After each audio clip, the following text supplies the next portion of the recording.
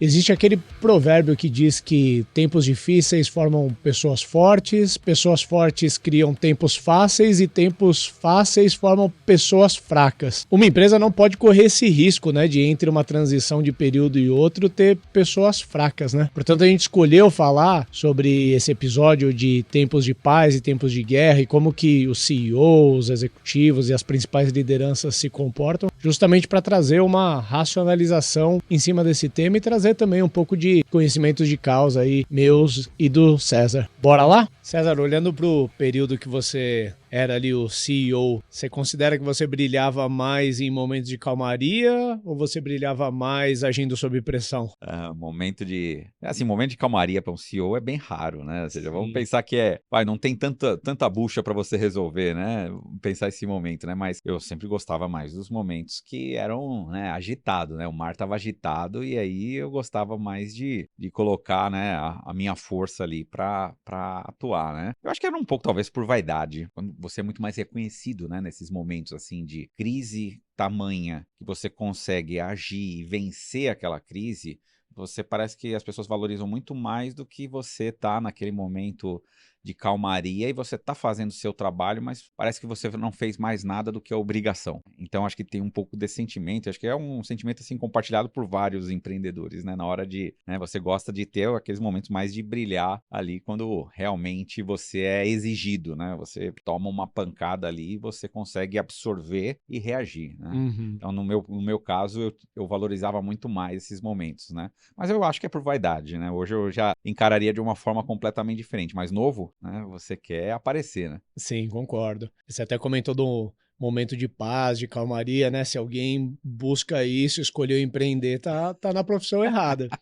Agora tem o outro lado também, que empreender não é todo aquele glamour que quem olha de fora, né? Quer dizer, você olhar um empreendedor ou empreendedora pelo Instagram ou pelas matérias que saem sobre a empresa, você vai falar, nossa, A vida só dos sonhos. alegria, a vida dos sonhos, rodada, compra empresa, né? Poxa, expansão e tal. Eu acho que 98% do tempo a gente tá fazendo coisas que a gente poderia encarar como entediantes, né? Você tá numa reunião, você tá lendo documentos, etc., se envolvendo em decisões, mas não tem essa questão glamurosa e heróica do ato Não é empreendedor palco, em né? si. Não é palco, definitivamente. É. E puxando, né, para quem está nos ouvindo aí, a gente está fazendo uma série especial aí de episódios dedicados a quem ocupa a cadeira de CEO. A gente decidiu falar esse tema, né, da gestão em tempos de paz, em tempos de guerra. Tem sim uma associação para quem conhece, né, com o aclamado livro The Hard Thing About the Hard Things do Ben Horowitz. É uma inspiração para nós. A gente não tem por costume, né, no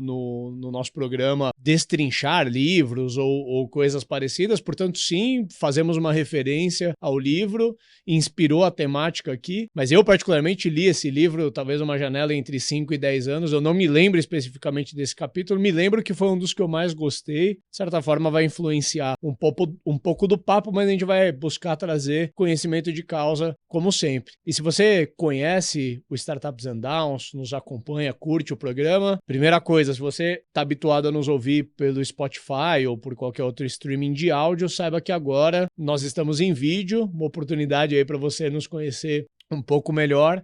Vamos começar a trabalhar no YouTube também a partir desse ano de 2024. E se você está nos conhecendo pelo YouTube, saiba que a gente tem 99 episódios gravados que você pode acessar pelo teu streaming de preferência. E se você já é ouvinte assíduo, ou se porventura está ouvindo esse episódio agora e curtiu o episódio, dá uma chance aí para o Startups and Downs. Curte o episódio, segue o programa no Spotify, dá 5 estrelinhas, segue no YouTube, ativa o sininho e principalmente compartilha com outras pessoas que decidiram seguir essa jornada ou que estão almejando seguir a jornada empreendedora. Com certeza algum dos episódios que a gente gravou pode ajudar você e outras pessoas aí. E ainda nessa parte de contexto, né, a gente brincou um pouco do que é registrado na história e tudo mais. Eu gostaria de fazer um pouco desse paralelo, né, pegando um pouco da história antiga, talvez a história não tão antiga assim, mas se a gente for pensar os grandes líderes, né, as grandes histórias, né, Alexandre o Grande. Se a gente pensa em Império Romano, vem Júlio César, provavelmente, amém. Mas se a gente for trazer para tempos mais recentes, Napoleão, né? Quase que normalmente histórias de quem conquistou quase toda a Europa, né? Essas histórias que normalmente são líderes de tempos de guerra, digamos assim, que vieram normalmente de uma origem militar, alguma coisa assim, que conquistaram pelos impérios. As pessoas se lembram um pouco menos, se for pegar, por exemplo, o Império Romano, né? Daqueles imperadores que reinaram durante tempos de paz e que fizeram as grandes benfeitorias, né? Se a gente for pensar, por exemplo, a Pax Romana ali, se eu não estou enganado, durou em grande parte durante o tempo do imperador Flávio Augusto, que é a época que Roma construiu aquele monte de estradas e arquedutos que possibilitou, né, melhorou a agricultura, melhorou a tecnologia, melhorou a civilização em si, dentre outras benfeitorias para a própria população, né, melhorou o governo, uma série de coisas. As pessoas se lembram muito mais do Júlio César, por exemplo, do que do Flávio Augusto, pelo menos da forma como é retratado na história, né? Como que você vê isso? Tem alguma relação? Eu acho que é um pouco do que a gente falou, né, na nossa introdução, né, que a gente tende a valorizar mais quem nesses eventos complexos, né, como uma guerra, né, de movimentação, você tem a clareza do inimigo do outro lado, né, você criou um inimigo comum, Uhum. né, e nesse momento fica muito mais fácil de você ser o contraponto e falar, olha, eu venci este inimigo, Uhum. né, no momento de paz você não tem essa figura exatamente do inimigo tão clara. E aí a gente tende a desvalorizar. Não quer dizer que é menos importante, é o que você falou. Ou seja, se você for perceber o que perpetuou no Império Romano, como a gente está falando, não foram as conquistas, que depois eles foram perdendo tudo. Verdade. Né? O que perpetuou foi tudo que foi construído como infraestrutura, como arte, como obras, A né? própria cultura A romana, a cultura. civilização romana, né? Então, ou seja, a impressão que eu tenho que nesses momentos de guerra você consegue trabalhar quase como se fosse na sua sobrevivência, e aí você é uma pegada de superação. Dado um desafio grande, você se superou. Quando a gente está falando num momento de paz, é onde você perpetua, né? Uhum. E aí o desafio é enorme, né? Quantas pessoas não conseguiram transacionar do momento de guerra para o momento de paz, e no momento de paz você conseguir exercer uma velocidade maior nas coisas, você preparar uma infraestrutura para poder crescer, né? Pensando nas startups, né? Ou uma outra comparação que a gente pode fazer é o navegar. Né? Uhum. Imagina que a gente está navegando, né? Eu posso estar navegando em mares calmos ou posso estar navegando em mares extremamente turbulentos. Só que eu preciso sempre navegar. Então, num mar turbulento, eu preciso sobreviver àquela tempestade e não Uhum. deixar a nau ir a pique. Quando eu estou num momento de paz, o mar tá para peixe, o mar tá bem, é nesse momento que eu preciso ganhar velocidade. Eu preciso tirar o tempo perdido que eu tive, de repente, durante o mar revolto e ganhar velocidade e fazer as coisas acontecerem. O que eu não posso é no momento de paz, opa, vamos parar aqui na praia, dar uma, né, tomar uma Fica cervejinha, curtindo. curtir, pegar um peixinho e acabou, né? Ou seja, Essa hora você melhora o barco, capacita a tripulação, ganha isso. É velocidade. isso aí.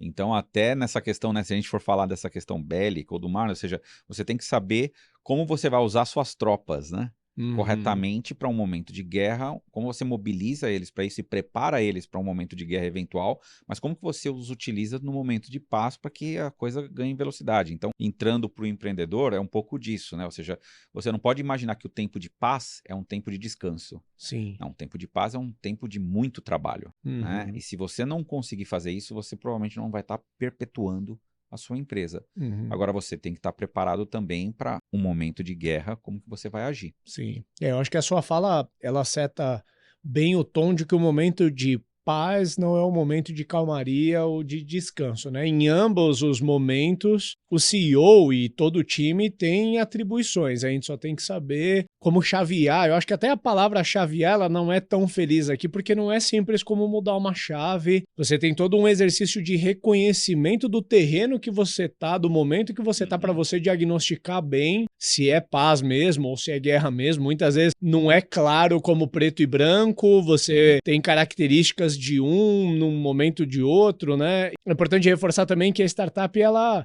é diferente de um império, né? A gente brincou aqui em Império Romano, a gente tá falando de um time frame de um milênio inteiro onde aconteceu esse império. A startup, muitas vezes, ela entra e sai em tempo de paz e Sim. em guerra no mesmo ano umas 5 vezes, né? Então, acho que isso tem vai desde um controle emocional até essa capacidade, né, dos principais executivos, até essa capacidade de diagnosticar e saber qual comportamento imprimir em cada momento, né? O nosso tempo hoje é um tempo de mudanças muito rápidas. Então você imagina, né, antigamente, né, você está fazendo associação com o Império Romano, né, você mobilizar tropas, declarar guerra, você não tinha como mandar, né, manda um fax pro cara, manda um e-mail para ele, né? Hoje em dia a comunicação ela é muito mais rápida, né? As tecnologias trouxeram isso. A gente se colocado em situações, esse chaveamento entre estar em estado de guerra, estar efetivamente em guerra ou estar em paz, parece que a gente, como empreendedor, a gente, num mesmo dia, você pode ter todas as situações, né? Verdade. Como a gente brinca que é a temperatura em São Paulo, né? Você pode começar com sol, passar por uma chuva e um vendaval e à noite ser uma noite clara, né? E com frio. Tava com Sim. calor e à noite é frio. Então você pode passar por todas as temperaturas possíveis, né? Então hoje acho que a velocidade que a gente é imposto pelas tecnologias e as mudanças que ocorreram, elas exigem que o empreendedor consiga ter clareza de como agir em cada uma das situações. Eu acho que ele é menos ser um CEO de guerra ou ser um CEO de paz, mas ser um CEO que consiga ultrapassar todos esses problemas à medida que eles vão surgindo, né? Se ele não conseguir se colocar nessa posição, não basta um dia para ele falhar. Acho que vale a pena a gente destrinchar um pouco, né, o que é o tempo de paz para uma empresa, para uma startup, o que é o tempo de guerra, começando aí pelo tempo de guerra, e a gente trazer um pouco da nossa vivência aí, né, como que a gente se comportou em momentos assim, tentando trazer um pouco de histórico nosso. Eu curti muito, né, algumas vezes você falou do inimigo comum. Isso me deu um clique bastante forte. Uma das coisas que facilitou a minha vida como CEO para ajudar a alinhar todas as pessoas em torno de um mesmo propósito foi conseguir eleger que inimigo era aquele. E normalmente esse inimigo, esse ofensor externo, ele é uma crise, como a pandemia, como essa crise de investimentos que a gente teve recentemente. Normalmente é um inimigo desumanizado, um inimigo que ninguém tem muito medo de bater nele, digamos assim, né? Poderia até abrir em questões bélicas, muita gente critica que normalmente o exército de um certo lado cria entre o bem e o mal, né? Cria o outro lado como sendo o mal e desumaniza o inimigo, enfim, vê um pouco menos ao caso, mas eu acho que no âmbito de negócio você tem um pouco mais dessa facilidade de ter um inimigo que ninguém liga em bater nele. E normalmente as formas de você agir em cima disso tem a ver, muitas vezes esse inimigo é a competição, por exemplo, e aí você tem que conseguir motivar o time, sócios e pessoas envolvidas em um plano mais agressivo, em busca de quase que assim, olha, se a gente não agir rápido, quem vai beber água limpa é o nosso competidor, a gente vai ficar só com os frangalhos desse mercado, portanto a gente tem que, sei lá, acelerar a internacionalização, ou acelerar a captação de recursos, ou acelerar M&As, ou fazer tudo isso ao mesmo tempo, vai depender da ambição do plano, ou normalmente a crise que eu citei, né? No meu entendimento, eu vejo o play do tempo de guerra ou do estado de guerra vindo de uma dessas duas formas. Ricardo, não, eu concordo com você. Assim, a gente tentar achar o inimigo comum é a forma mais fácil da gente imobilizar as tropas. Né? Seria isso, né? Então, a gente mobiliza as tropas. Só que tem vez que não é nem um inimigo de verdade, né? Você falou, é um inimigo que... vamos pensar assim, se você falar na Ambev, o inimigo comum da Ambev é a Coca-Cola. Então, qualquer movimento que o outro lado faça, cara, eles estão ali atentos um ao outro e vice-versa, né? Pra Coca também, né?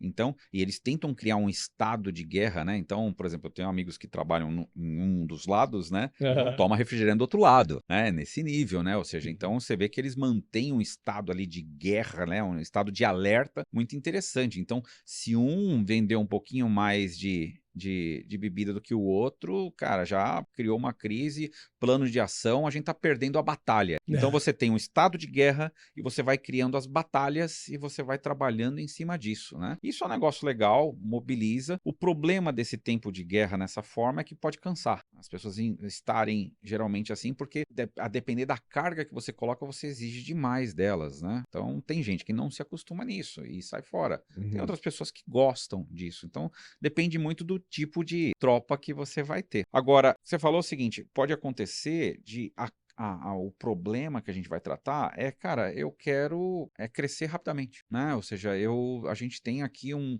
momento adequado para a gente expandir, porque, cara, o mercado está falando de um determinado assunto. Então, imagina que você é uma empresa de IA nesse momento, né? IA está na hype, como aconteceu com a parte lá, por exemplo, as vendas previsíveis. Né? Era uma hype. Né? E você ali naquele momento, cara, você aproveitou muito bem aquela hype com Aaron Ross e tudo mais, né? E, poxa, para mostrar, ou seja, o que a Hamper tinha a oferecer justamente para aquele negócio. Perfeito. Né? Ali não era necessariamente um tempo de guerra que tinha um inimigo comum, mas você quase colocou o seguinte, cara, se a gente não aproveitar esse momento agora, a gente não expande. Então, como se abrisse uma janela de oportunidade ali, você falasse, cara, eu preciso ocupar esse espaço. Né? Então, qual é a estratégia para ocupar esse espaço? E aí vamos embora, né? Então tem essa questão de você, esse estado de guerra que a gente está falando, ele pode ter tanto o inimigo comum mesmo, né? Como pode ter esse ou pode ter o terceiro, que aconteceu uma crise, aconteceu algo extraordinário, né? Que ameaça a nossa existência. Que ameaça, né? geralmente a nossa existência. E todos nós vivemos isso em 2020 com, por exemplo, a pandemia. Sim. Eu lembro que com a pandemia, a primeira coisa que eu fiz, né? Porque eu tive a sorte, só que não, né? Como a gente brinca, né? De não estar ali empreendendo. Mas eu estava ali com um portfólio de empresas grande, sendo conselheiro de outras empresas, e do dia para a noite aquele negócio, e todo mundo começou a olhar para mim e falar, e aí, você pode me ajudar como? Então, ali, claramente, a gente teve que entrar rapidamente num estado de guerra, né? Mobilizar muito rápido as pessoas. Eu lembro até hoje que foi questão de 24 horas mesmo, eu consegui falar com todos, coloquei um framework para a gente trabalhar em cima disso, e como que a gente ia, pelo menos, organizar o método para reagir naquela situação, né? Então, assim, são situações, ou seja, eu posso criar algo que eu falo que é o meu estado de guerra, eu posso ter efetivamente um inimigo comum que eu quero em estado de guerra constante com ele batalhar, ou eu posso ser surpreendido por um evento externo que realmente vai fazer ali com que eu tenha que reagir, né? Não, perfeito. E você contando desse período, me vem à mente muito forte, eu acho que foi cirúrgico a sua intervenção, posso falar por mim, né? Naquele momento, estava preocupado com assim, poxa, o time tem que estar de casa, como que vai ser a comunicação, põe todo mundo no Slack, no Google Meet e tudo mais, mas ali o seu heads up foi muito certeiro de assim, Rick, você precisa criar formas de controlar os sinais vitais dessa empresa, ciente de que a receita da Hamper ela pode em um mês cair para metade ou para zero, ou pode cair 20%, portanto, pense o cenário, sentem os sócios, os diretores e discutam qual que vai ser o play de vocês. Então, trazendo para o que a gente está falando no episódio, rapidamente você me colocou no estado de guerra, que era o estado de espírito que eu precisava incorporar naquele momento. Eu estava muito com a questão das pessoas, e como qualquer ser humano preocupado com a minha própria existência, by the way, naquele momento eu estava com Covid, eu fui um inovador nesse espaço, né? Acabei pegando uma importada que veio de uma pessoa que tinha feito uma viagem internacional, enfim. Então eu estava mais preocupado com as questões mais humanitárias, naturalmente preocupado com o negócio, mas eu acho que o teu heads up ele foi importante, porque eu acho que numa questão de uma semana eu acordaria para aquela realidade, mas uma semana já era tempo demais e esse ofensor já teria invadido o nosso território ali, né? E eu acho que já puxando o embalo, acho que seria legal a gente contar um pouco de histórias que a gente viveu como CEO, certamente a da pandemia é uma que eu mencionaria aqui, mas queria começar por você aí, seus tempos de CEO, relembra aí com a gente pelo menos 1 ou 2 tempos de guerra aí que você viveu. Um que eu acho interessante, ou seja, pelo tamanho do desafio, né, que eu tive lá na MC1, né, então eu criei lá a tecnologia em 2002, 2003... Foi muito cedo, a gente já ficou sócio da Mitsubishi, e aí a Mitsubishi em 2006, ela comprou a participação de um outro dos investidores e ela já se tornou majoritária. E quando foi em 2008, com a crise, então ela se tornando majoritária, a gente era subsidiária, e aí eles colocaram uma pessoa, que era o vice-presidente da Mitsubishi no Brasil, ele acumulava o cargo de CEO da empresa. Tá. Quem estava na empresa no dia a dia era eu, ou seja, não era só o CEO de fato, mas era o quase que de direito, ou eu que acabava exercendo ali, mas existia o CEO. Ele era bem mais velho, é uma pessoa que eu admiro e tenho relação até hoje. Ele já está aposentado, né, mora no Japão, mas é uma pessoa que eu gosto muito, né? Então ele exerceu esse papel em 2008, com a crise que teve lá dos Estados Unidos, né? Ou seja, a Mitsubishi resolveu vender todas as operações deles de ICT, que eles chamavam, né? Information and Communication Technologies, e uma delas foi a MC1. Aqui no Brasil também a Axis Stage, que é uma outra empresa já famosa também era da Mitsubishi, né? Eu conhecia lá o Fernando e o Sato, né? Que até hoje são os donos. E aí os nossos sócios brasileiros compraram a empresa e eu me tornei o CEO da empresa. E naquele momento de crise, ou seja, aquele um ano que ficou esse processo, a empresa entrou num processo ali de resultados ruins, ou seja, foi um processo meio ruim. E nessa saída a gente teve um foco muito grande de concorrente, tirando o diretor da empresa, diretor comercial, ou seja, e foi nesse momento que os caras falaram, agora você vai ser o CEO de fato. Então eu virei o CEO de fato. E uma primeira atitude que eu tive ali foi um negócio interessante. São insights que você tem poucas vezes na vida, né? Em vez de querer fazer uma redução ali logo de custos, tal, na realidade eu denunciei contratos. Eu pedi para cancelar contratos com clientes. Contratos que davam margem ruim, a gente tinha um esforço enorme para entregar alguma coisa. Eu queria construir uma coisa mais replicável. E aí aquilo não estava legal e a gente eram 2 clientes, os 2 a gente denunciou o fim do contrato. Um deles chamou a gente para conversar e topou bancar a diferença de preço que eu falei que deveria ter. O outro não, e nós cancelamos. E aí foi uma atitude até complicada, né? Porque muitas das pessoas falaram, cara, mas está certo que você tem que fazer isso, não é melhor a gente ficar se esforçando? E eu fiz um racional falando, olha, a gente está perdendo dinheiro aqui no longo prazo, no médio prazo, só que não vai ser bom. E realmente a gente fez e foi uma questão assim de um monte de situações externas e internas que foram, né? Começou de uma situação externa que exigiu uma mudança de um sócio importante, gerou um problema interno essa transição e a gente precisava agir. Né? Então ali talvez para mim fosse muito mais fácil virar para os novos investidores falando, me dá dinheiro aí. Mas existiam coisas, e depois eles ajudaram, né? Financiaram uma parte ali do turnaround da empresa, né? Mas eu tinha que tomar determinadas atitudes complexas ali e foram tomadas, né? Estar alerta, né? E quase que eu comecei o meu chapéu definitivo de CEO ali com uma situação já de guerra, né? Não foi aquele negócio, uma passagem de bastão tranquila, né? Nossa, ó, que legal. Na realidade, foi um convite para uma bucha. Mas eu já estava ali, efetivamente, né? Não era uma bucha assim que eu não conhecia, né? Mas foi bem legal. Foi uma situação que eu me orgulho de ter feito. Por isso que a gente se valoriza muito nos momentos de crise, né? E tem muito dessa habilidade nesse momento de fazer coisas não óbvias, né? Que é um pouco do que você comentou. Parece contrassenso você falar não para dinheiro nesse momento, mas fazendo uma avaliação. 15% da receita, né? Então, quem em sã consciência abre mão de 15% no momento de crise, mas numa leitura racional você entendeu que era um 15% de receita, mas que tinha um custo por detrás que poderia comprometer a empresa. Me lembra um pouco romantiza um pouco, né? Mas é uma história bastante conhecida da volta do Steve Jobs ali para a Apple. Teve uma característica muito forte, pelo menos é o que é contado na história, né? Que quando ele retoma, a empresa está em crise, os investidores não queriam colocar mais dinheiro, ele volta e a Apple fazia de impressora ao core business, né? Mas tinha se distanciado muito do core business. Ele define ali que a empresa deveria ter 2 ou 3 linhas de produto e falar não para todas as outras. Taxaram ele de louco, mas, né, o que conta a história é que foi isso, no final das contas, o que recuperou. Sim. Na guerra tem que fazer escolha. Você tem que apostar em poucas escolhas que você tem, né? E definir que você vai ganhar batalha por batalha. Isso é uma outra coisa, né? Na pandemia, Ricardo, a gente não tinha a menor noção do que ia acontecer. É verdade. O que a gente teve que criar na pandemia foi um mecanismo muito mais de você fazer uma simulação de cenários rápida para você poder reagir rápido. Né? Então a gente falava muito isso, né? De que na guerra, se você não estiver preparado para tomar as decisões, você vai ser obrigado num determinado momento a tomar uma decisão rápida, sem ter mínima de reflexão sobre aquilo. E aí você pode tomar uma decisão errada. Eu, por exemplo, uma característica que eu vejo, eu tinha consciência de qual era a batalha que eu queria ganhar. Eu queria, em 3 anos, fazer a empresa ser escalável. Né? Então ela precisava reverter uma situação de 7% de receita recorrente para mais de 90% de receita recorrente. Uhum. Como é que eu ia fazer esse movimento com uma empresa vendendo coisas customizadas, né? Então eu tinha que abrir mão das coisas customizadas para eu começar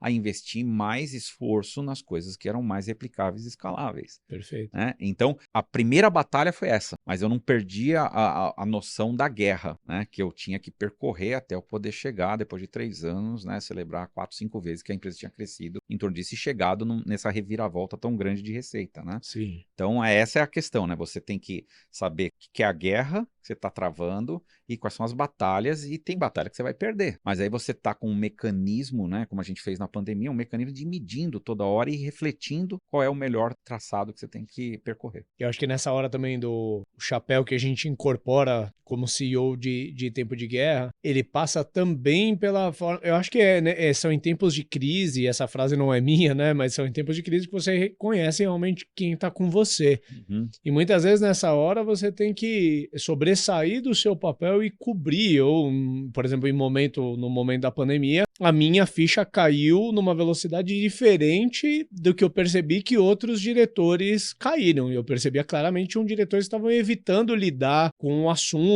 dos cenários chatos que a gente tinha que fazer. Em eventuais cenários a gente tinha que apontar nomes de pessoas que iam ser desligadas. Uhum. E ninguém tem prazer nenhum em fazer. Sim. Mas essa é a hora que você faz o que tem que ser feito e não o que você gosta de fazer, né? Mas eu tô contando isso porque é um momento de autoconhecimento de como você se comporta em momentos extremos, mas também de você conhecer quem tá ao teu redor. E o que você tem de história boa para contar? Eu puxaria já um pouco da pandemia, mas para não ficar só no óbvio, eu vou contar uma outra história um pouco menos ortodoxa, porque eu acho que pandemia, todo mundo que já estava empreendendo em algum grau de escala... Essa guerra todo mundo teve que batalhar, né? E acho que pensar dessa forma era uma coisa que inclusive ajudava, porque eu pensava, pô, eu sei que eu tô lascado aqui, mas de longe eu não sou um dos que mais pode reclamar, porque o meu negócio ele continua existindo no online, diferente de uma loja física, de uma indústria que realmente tinha parado, e a Hamper definitivamente não estava dentro daqueles grupos maiores impactados, como por exemplo um setor de eventos e coisas desse tipo, né? Portanto, embora estivesse ardendo, eu não podia reclamar, porque a gente rapidamente conseguiu manobrar ali, o impacto foi administrável, mas como o problema normalmente nunca vem isolado, né? Eu lidei com uma série de coisas simultâneas, né? Ao mesmo tempo que a gente entrou em pandemia, a empresa tinha acabado de break-even. Leia-se assim, eu não tinha reserva de caixa, então eu já sabia que assim, o primeiro mês que eu desse prejuízo, eu já ia ter que cortar na mesma medida. Eu não tinha sobra de caixa ali para sobreviver algum tempo. Curiosamente, a gente tinha aplicado o nosso caixa no escritório, né? Mas quem ia saber, né? A gente tinha usado o pouco dinheiro que a gente tinha para fazer uma bela de uma reforma de um escritório que ficou quase 2 anos parados ali, mas tudo bem. Eu lidei também quase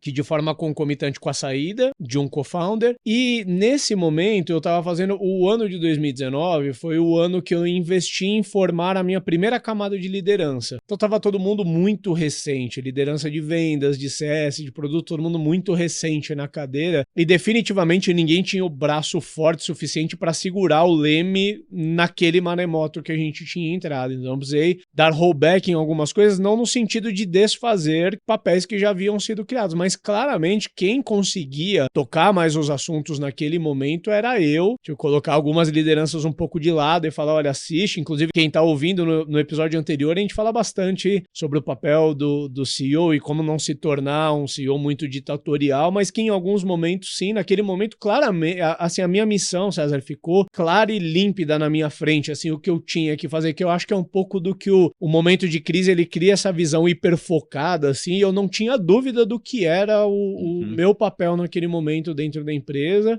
São escolhas que só você podia fazer naquele momento, né? Perfeito. Acho Então que só quem enxergava... é muito mais da escolha, né? Naquele momento não é nem só uma decisão, é a escolha. Sim. Né? O que a gente vai fazer? Não é a melhor decisão, é o que a gente quer escolher fazer. Sim. E uma coisa interessante desse momento, além de ter desmobilizado um pouco as lideranças e eu ter tomado mais a dianteira, e quando eu digo tomar mais a dianteira, assim, eu assumi as dailies de vendas, eu assumi as dailies de CS, porque claramente aquelas pessoas que estavam naquela cadeira naquele momento não tinham maturado para coordenar naquele ponto. Além de que eu precisava coordenar movimentos da empresa como um todo. E uma decisão inteligente que a gente tomou naquele momento foi desmobilizar um pouco as pessoas dos seus papéis e entenderem assim, agora tá todo mundo pela empresa. E se um desenvolvedor de software tiver que ligar para cliente que tá inadimplente, é isso que a gente vai fazer. Porque essa não é a hora que a gente ocupa o papel. Eu me lembro que em momentos que a inadimplência subia, eu alocava 30 pessoas da empresa em trabalhar na inadimplência, porque aquele era o momento, né? E eu me lembro que nessa época, só para fechar, né, da pandemia, eu estava muito inspirado em leituras que eu estava fazendo sobre o Churchill e tinham discursos dele que tem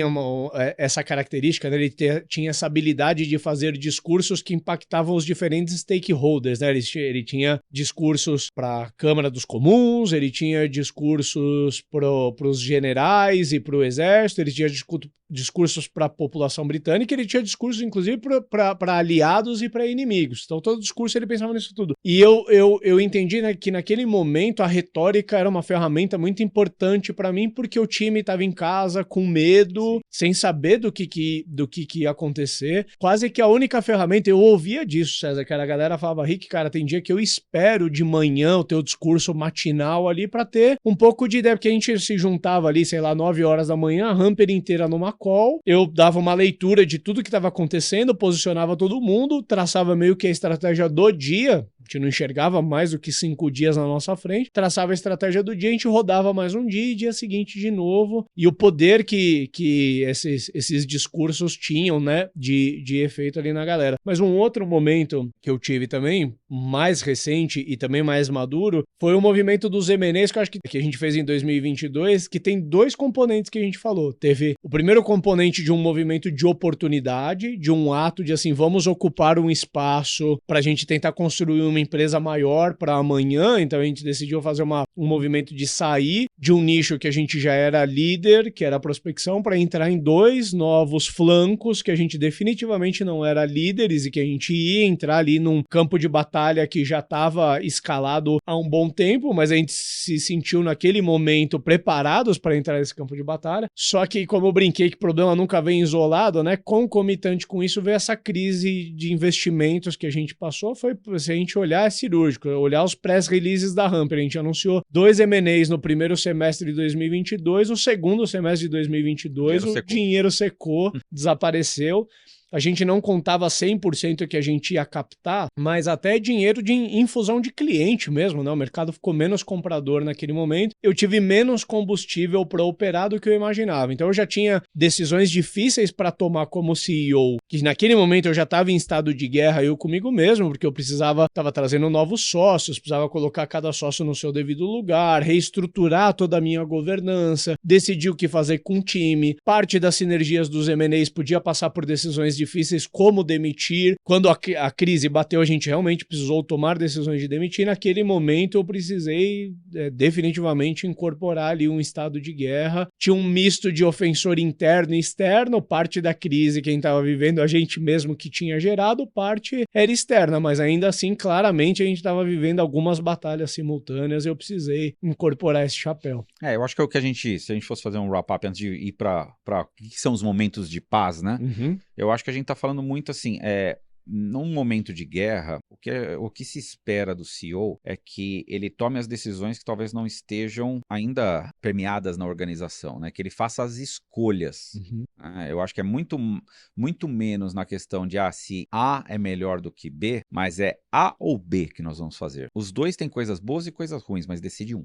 Eu acho que em momentos de guerra o que se espera é muito isso, ou seja, que seja rápido e que ele mais acerte, ou seja, ele tenha a habilidade de acertar mais, porque provavelmente se ele errar num momento desse de crise, talvez ele não tenha a segunda chance de contar a história. Sim. Né? Então, acho que no momento de guerra, acho que tem um pouco disso. Né? Uhum. Agora, o quanto que a gente consegue, né, migrar desse momento de guerra, né, para tomar essas atitudes e trabalhar no momento de paz, né? O que você vê assim como ponto mais importante num CEO quando ele está no momento de paz? O que ele precisa buscar? Acho que a primeira coisa é buscar as evidências para ter uma segurança maior de que realmente a tormenta passou, não é claro como uma risca no chão, que você fala assim, nossa, olha, a crise desanuviou, olha como o céu ficou azul. Agora, eu acho que tem um phase in, phase out dessas transições de momentos que não são tão claras, mas tem que saber ler os sinais. Eu acho que todo bom CEO ou boa CEO consegue fazer a leitura de cenário que ela está vivendo, de terreno, de comportamentos, etc., para conseguir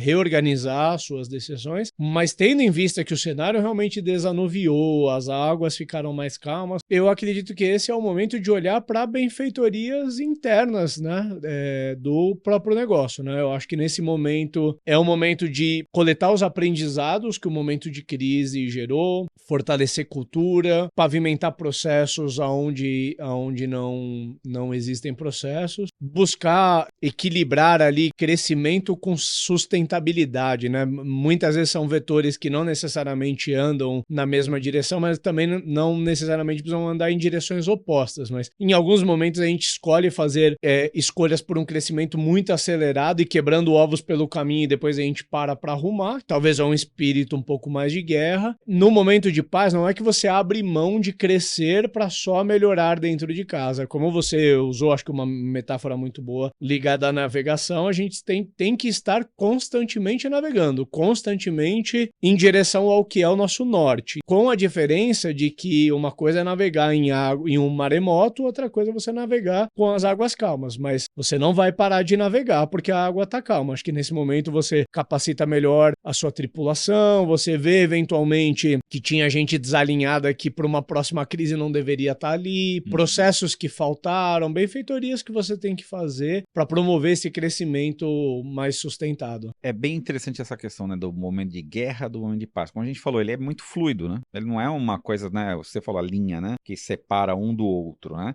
Porque vamos pensar uma empresa que vive em estado de guerra. Então quer dizer que se como ela nunca vai entrar num estado de paz, teoricamente num estado de paz, então ela não vai fazer essas coisas mais perpétuas? Não. Ela vai construir também essas coisas perpétuas, né? Talvez a gente esteja falando muito mais de a característica que a gente está falando do CEO, e a gente trouxe essa questão da guerra e da paz, é como ele precisa ter um repertório, um arsenal para poder usar nesses momentos, né? Clareou um pouquinho o dia, o que ele tem que fazer? Talvez ele tenha que pensar em coisas mais perpétuas. Bateu ali a chuva forte, cara, o que eu preciso fazer imediatamente para o nau não ir pro fundo do mar?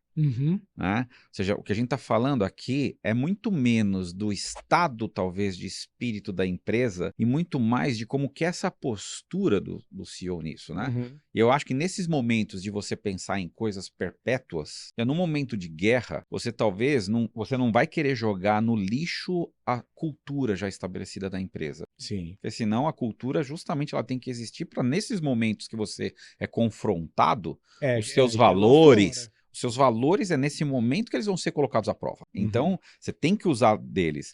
Mas onde que você mais construiu? Então, você vai ser forjado no fogo ali num momento de crise violenta, né?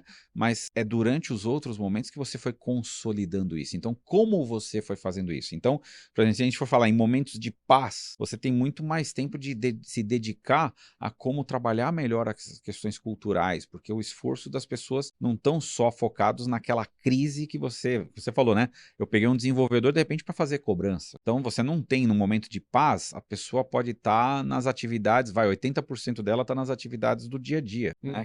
Que ela deveria já executar. Então, eu acho que tem a questão cultural, eu acho que tem a questão de como você pegar, o que a gente falou já em outros episódios, né? Como você trabalha processos na empresa. Então, é nesse momento que você pode testar melhor, trabalhar. Um momento de guerra, um momento de crise, não vai inventar muita roda. Você vai fazer o que é necessário para sobreviver quase. O momento de guerra traz muito isso, né? Ou seja, eu vou fazer o que é necessário, não que seja o melhor. Muitas vezes não é o melhor, né? Mas vou fazer o necessário. Num momento de paz, eu consigo pensar em algo melhor. É como se fosse aquela...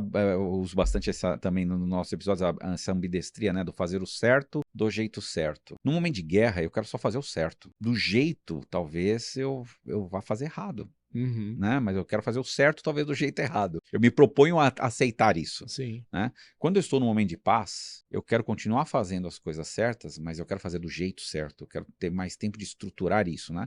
E aí eu estruturar a cultura, os processos, a liderança, as pessoas, né? A comunicação, ou seja, acho que são aspectos que a gente traz, né? O que você acha? Perfeito. Não, eu vejo que em estado de guerra, a gente tem que ter estômago para tomar decisões menos populares, mas que são o melhor para a empresa no ciclo de vida dela, né? Então tem que ter pulso firme, eventualmente, de tomar decisões que vão desagradar o grupo ou que muitas vezes compromete uma parte do grupo. Leia-se desligar uma parte do grupo pela perpetuidade do negócio, né? Se a pessoa ela não tem esse estômago, se ela só consegue tocar em momentos de calmaria, ela tem que reavaliar se ela é a pessoa certa. Mas isso me fez lembrar, Ricardo, um negócio que aconteceu com a gente na época dessas crises que a gente viveu, de pandemia, tudo. E eu falava, não só para você, mas para todos os founders, eu falava assim, porque muitas vezes para tomar a decisão ruim, por causa do momento de guerra, então ocorreu uma crise, muitas vezes a gente fica lamentando o que a gente construiu durante o momento de paz. E a gente construiu um plano, construiu alguma coisa e a gente fala, cara, vamos continuar. Não, poxa, eu não posso abrir mão agora na guerra. E aí tinha que dar um chacoalhões falando, cara, entende que aquele plano já não existe mais, né? Eu falava muito isso, né? Sim, Toda hora sim. eu falava, cara, aquele plano já não existe mais, né? Você vai ter que fazer um desvio de rota, que é a crise que aconteceu agora, fazer o que é necessário para essa crise, e depois a gente vai ver o quanto a gente consegue redirecionar para aquilo, ou nós vamos ter que fazer um outro plano, né? Mas aquilo já não existe mais, mudou, Uhum. né?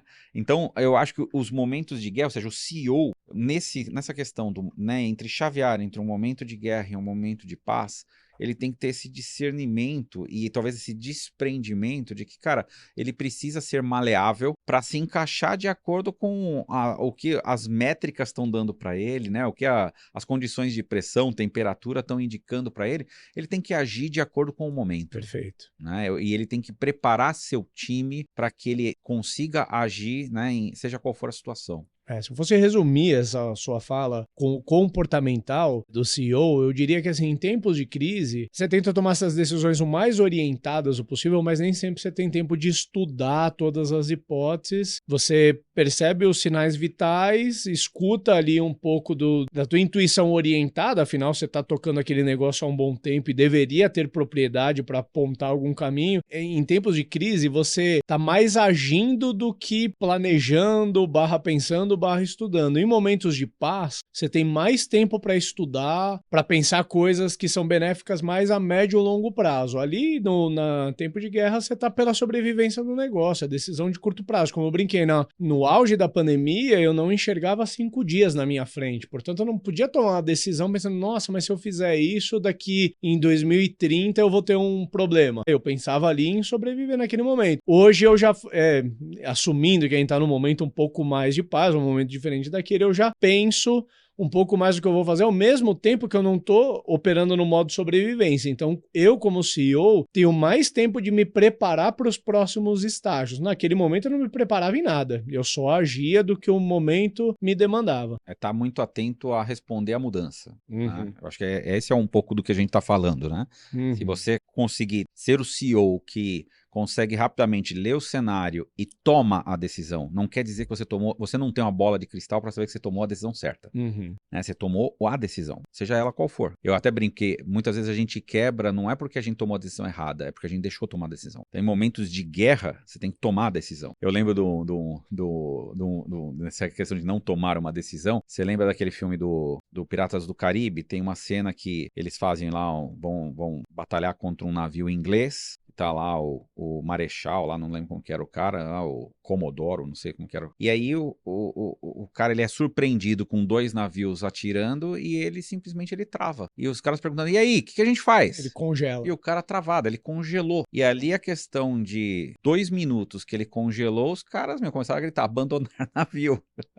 Vai embora, né? Ou Uhum. seja, o que eu tô falando é nessa situação, o CEO precisa estar preparado para essa situação que é extremamente urgente e até para a situação que não está se exigindo algo dele. Ou seja, é difícil ser CEO, né? É De difícil. uma startup, então, cara, super complicado, porque você tem que estar preparado para esses 2 ambientes, né? Agora, Como que você se prepara nisso? Planejando, e principalmente no que a gente falou, nos momentos de paz, se você tiver conseguido trabalhar nessa cultura, né, conseguido trabalhar nessa questão dessa consolidação de processos, se você tiver ali com a equipe bem definida, né, ou seja, você está criando as condições para que nesses momentos, né, se acontecer algo extremo, você sabe o que fazer de uma melhor forma, né? Por isso que volta ao ponto, né? Tempo de paz não é confundir com zona de conforto, né? A gente não cresce, a gente não constrói grandes empresas vivendo na zona de conforto, né? Você deixou um pouco a pergunta retórica, mas tentando responder o que eu, como CEO, eu procuro me colocar em ambientes desafiadores, mesmo em tempos de paz. Não que eu vou colocar a empresa num problema pelo sabor de resolver aquele problema, mas até na minha vida pessoal, eu procuro me manter treinando constantemente porque é uma coisa desconfortável. Muitos dos dias eu acordo de manhã, eu não quero treinar, eu queria fazer uma coisa mais confortável, mas eu me forço aí. Mais recentemente eu me coloquei no jiu-jitsu porque já era um desejo desde de criança, mas também por me colocar em ambientes onde eu me testo e me conheço, porque você precisa conseguir tomar decisões rápidas, muitas vezes com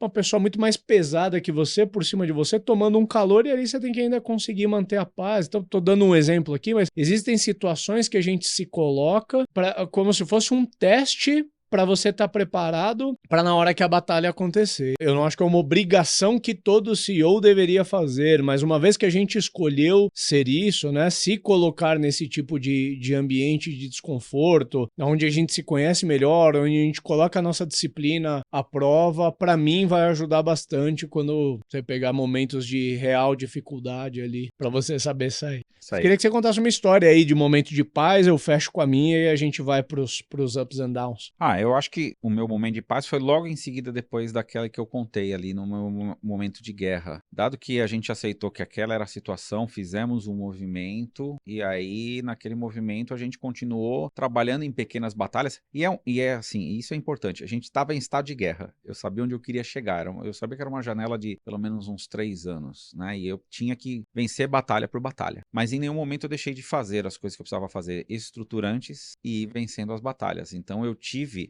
Isso é uma coisa legal. Muitas vezes nós, como empreendedores, não tem momento de paz. Mas não tem momento de paz. Todo momento você tem um desafio que está chegando. Agora, isso não pode ser usado como desculpa para eu não fazer as coisas estruturantes que a gente começou aqui a falar do momento de paz, né? Então, quando eu tive um momento com, pelo menos, os desafios mais claros do que eu precisava percorrer, então eu fui criando qual era o escopo das batalhas. Não foram as batalhas que me alcançaram. Na realidade, eu escolhi as batalhas. Então eu fui ordenando as batalhas a serem feitas, mas eu fiz as batalhas todas em prol daquele grande objetivo que eu tinha que fazer. Então, na verdade, para mim ali foi conseguir mudar o meu produto de ser algo mais customizável para algo mais replicável e escalável, conseguir preparar o produto para aquilo, a oferta para aquilo, as pessoas para aquilo, toda a parte de prestação de serviços da empresa, e aí a gente fez uma escolha muito legal, a gente focou mais em qualidade e produtividade naquele momento. Então foi mais ou menos 1 ano e a gente abdicou um pouco do crescimento tão rápido. A gente fez essa escolha porque a gente sabia que se a gente conseguisse naquele período, naquelas batalhas, melhorar esses 2 aspectos de qualidade, de produtividade, que a gente ia conseguir alavancar um novo ciclo de crescimento muito mais robusto. Né, do que crescer torto do jeito que a gente estava crescendo, né? Então esse foi um negócio muito legal, ou seja, foi um momento de crise que continuamos em estado de guerra, nós não abaixamos a guarda, mas a gente conseguiu preparar toda a infraestrutura que a gente precisava como empresa para poder no final ali falar, poxa, conseguimos percorrer ali, essa guerra a gente ganhou.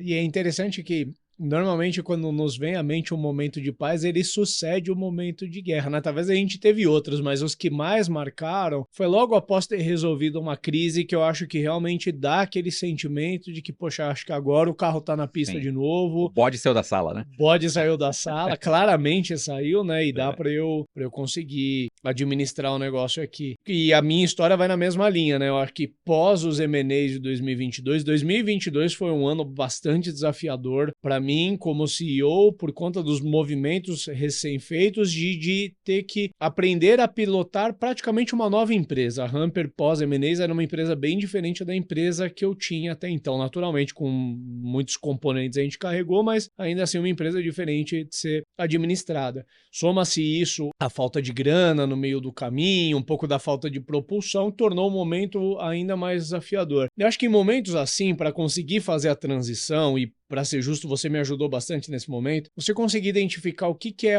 uma causa raiz e agir na causa raiz, mais rapidamente você vai conseguir transmutar de um ambiente caótico para um ambiente onde você controla um pouco mais. Eu me lembro que nessa época eu me cobrava muito assim, poxa, preciso aumentar a produtividade do time, a gente não está entregando tudo que a gente pode, pô, preciso inovar, agora eu tenho mais produto, então eu preciso crescer, e aí você, putz, Rick, cara, não tá errado nas coisas que você tá olhando, você deveria, mas a primeira coisa que você tem que fazer é estancar a sangria. Você não vai conseguir olhar para todos esses flancos que você está querendo olhar com o seu caixa acabando, porque é um sentimento de você ter uma arma apontada para você. Então resolve primeiro o teu problema de caixa, que a empresa parando de sangrar, parando de dar cash burn, você vai conseguir reagrupar e aí ter o tempo que você precisa para inovar no produto, para tornar a tua equipe mais produtiva, mas hoje você não tem o tempo, porque você tem um cronômetro ligado aí que a hora que o dinheiro acabar, se acabar, é tragédia, né? Mas claramente, após o momento que a gente precisou tomar uma decisão dura, a gente desligou pessoas, dentre outros movimentos que a gente fez, mas passado esse movimento um pouco mais desesperador, que tinha um cronômetro reversível correndo ali, eu entendi que ali era um momento que a gente não estava mais com aquele estado de guerra, e o meu papel, não era que o meu desafio era menor, mas era diferente. Ali, claramente, eu era um consolidador, porque daí eu tinha 3 marcas dentro de casa, sócios de origens diferentes, minha liderança tinha mudado muito, tinha gente que com a crise já tinha demonstrado que não permaneceria, e ali eu entendi novamente muito bem qual que era meu papel. Não era um papel de líder de guerra, mas era muito mais um papel de consolidador, e nessa consolidação, nessa pacificação, vamos dizer assim, tinha que ser eu a fazer as coisas, porque ali a gente estava redefinindo processos, a gente estava redefinindo papéis, e precisava de alguém que tinha a minha autoridade e o meu nível de conhecimento, e by the way, quem tinha envisionado todo o plano para trazer todas as respostas. Mas definitivamente naquele momento, aquele estado de guerra de que precisava fazer tudo as soon as possible já tinha passado. Sim, é aquela história que a gente fala, né? Uma outra comparação com, por exemplo, um médico, né? O médico que está ali no pronto-socorro e o paciente chega com a perna na mão, né? Ou seja, perdeu a perna está na mão, e o que eu vou fazer? Isso daqui, ou seja, é diferente, você não pode, como CEO, né? Você preocupar, vamos fazer aqui, você tá com dor de cabeça também, ou você tem unha encravada. Não, você precisa recuperar a perna ali do cara. Estancar o sangramento. Você precisa fazer. E acabou isso, talvez seja você mesmo que depois vai atendê-lo para resolver o outro problema. Ou seja, o que a gente tá falando é que é esse CEO, como se fosse esse médico que consegue desde atender o cara que chegou sangrando e precisa estancar para ele sobreviver, e o que precisa ser feito ali naquele momento, de repente para ele parar de sangrar, é cortar a perna dele. Tem médico que tem que tomar essa decisão. E só ele tem que tomar, e é irreversível. Tá mudando a vida da outra pessoa ali do outro lado. E depois ele ser o próprio médico que vai atender depois os outros problemas, né? Ou seja, o CEO, ele tem essa complexidade, né? De ter que navegar por esses momentos, né? E depois fazer o tratamento do paciente, seja qual for. Se ele teve ou não uma sequela pelo que você fez, você vai continuar tratando ele, né? Então, acho que esse é um pouco do sentimento que a gente queria passar, né? Ou seja, da importância desse CEO que consegue, né, mesclar entre guerra e paz. Perfeito. Acho que, em primeiro lugar, ser muito bom em diagnosticar, e é esperado, porque o CEO, uma coisa que não deveria faltar para esse personagem é contexto. Ele está no negócio muitas vezes desde a origem, ele bebe de várias fontes, ele vê mercado, ele vê o lado de dentro da empresa, então ele tem contexto para fazer esse diagnóstico, e tem que ser uma pessoa de ação, né? Saber a medida certa da ação, né? Qual que é o tamanho da medida para determinados momentos. Nem sempre a ação impensada é o melhor caminho, saber quando ele vai ter tempo para elaborar melhor qual que vai ser o plano de ação para escolher o melhor caminho, e quando ele não tem esse tempo, baseado no diagnóstico, e tem que agir rápido, para mim, é o caminho. E aí, pra gente fechar, bora chamar os nossos ups and downs. Puxa um down aí pra gente. O meu down que eu vou fortalecer, a gente falou durante o episódio, é tentar criar um sinônimo para esses momentos de guerra e de paz como momento de trabalhar muito ou trabalhar pouco. Eu acho que existe um erro, não é isso que a gente está querendo dizer. Fuja desse negócio, não ache que os momentos de paz é para você trabalhar menos. Se você está trabalhando 14 horas por dia, você justifica, estou trabalhando 14 horas por dia porque nós estamos em crise, você depois achar que no momento de paz, então tá bom, agora eu posso trabalhar 8 horas. Não, na verdade você deveria trabalhar equilibrado em todos os momentos. Porque ninguém vai conseguir, nenhum soldado consegue ser um bom soldado sem dormir, sem comer, né? Ou seja, você vai perder a guerra se os seus soldados estiverem nessa situação. Então não tente achar que momento de paz é um momento para ter um descanso merecido. Não é essa a comparação. Então, CEOs que não tem essa visibilidade, para mim é um ponto bem negativo. Eu vou numa linha parecida, assim, com o down de CEO não tentar imprimir sempre um clima de guerra dentro da empresa para tentar imprimir o senso de urgência que ele quer dar, né? Via de regra, nós CEOs queremos tudo para ontem, né? Você teve uma ideia de produto, você quer ver ela implementada, não tem tempo para esperar o crescimento, qualquer coisa que propor trazer mais receita, quer dizer, você acorda com uma ideia que poderia trazer mais receita para sua empresa, você não quer dormir mais um dia sem ver aquela ideia implementada, né? Mas por outro lado, você tem que aprender a entender o tempo de gestação que cada uma dessas coisas tem para acontecer. E você querer rebater isso imprimindo um ritmo de guerra, você vai tirar primeira coisa, senso de prioridade da equipe, porque o senso de prioridade acaba sendo aquilo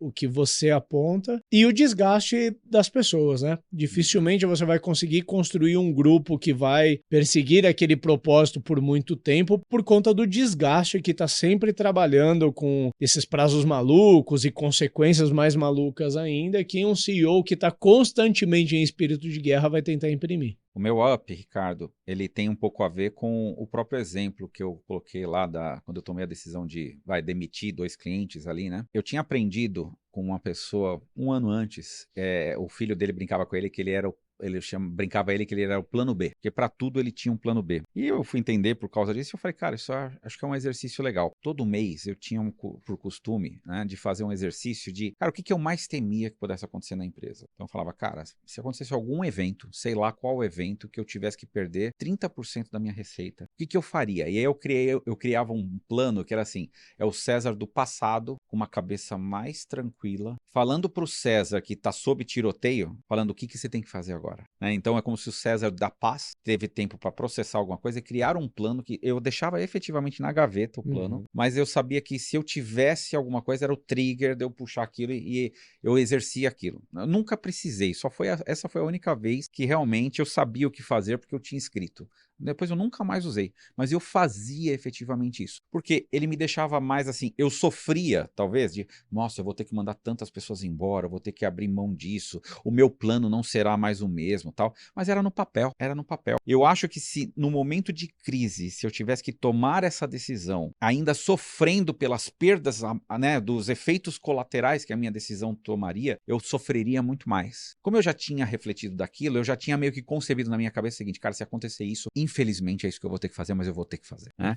Então, para mim, ter o plano B das coisas era um negócio que eu gostava muito, assim, para mim me ajudou muito. Então, para mim, acho que foi um up. Na minha história, pelo menos, foi um negócio legal. É muito bom. Eu trouxe muito pessoal, mas eu acho que é um negócio que, para mim, eu gostei. Não casa muito. Eu acho que esse autocontrole, né, esse autoconhecimento, ter inteligência emocional nessa hora, conta muito. Portanto, o meu up, ele vai numa linha também parecida. Eu acho que esse momento é um momento de a gente ser uma pessoa ponderada, né? Se a empresa ela já está vivendo uma crise particular da empresa, tudo que ela não precisa é que o CEO também entre numa crise dele, né? E comece a entrar em parafuso. E, de novo, se a gente for olhar na história, muitas vezes grandes generais estavam ganhando grandes batalhas, eventualmente o camarada entrou em parafuso e ali foi a derrocada, né? começou a acreditar nas próprias maluquices e ali entrou numa derrocada. Portanto, para mim, a gente tem que tomar cuidado para não se definir nem pelos momentos de alto extremo, nem de baixo extremo, né? A gente tem que procurar ser uma pessoa ponderada, procurar escolher o caminho do meio, independente da ocasião que você está vivendo. Ou seja, se você tá, não é porque a empresa está vivendo numa crise que você vai andar pelos corredores berrando com todo mundo. E não é também porque a empresa está vivendo um momento de não crise ou um momento de paz que você vai pôr em ponto morto e deixar para descansar, né? Eu acho que escolher o caminho do meio, como em tantas outras ocasiões, nesse caso que a gente está falando aqui, ajuda muito. E a gente falou de inteligência emocional aí para CEOs, acho que dá um bom episódio, hein? Fica pra gaveta nossa aí. É isso aí. Valeu, até o próximo, gente. Até.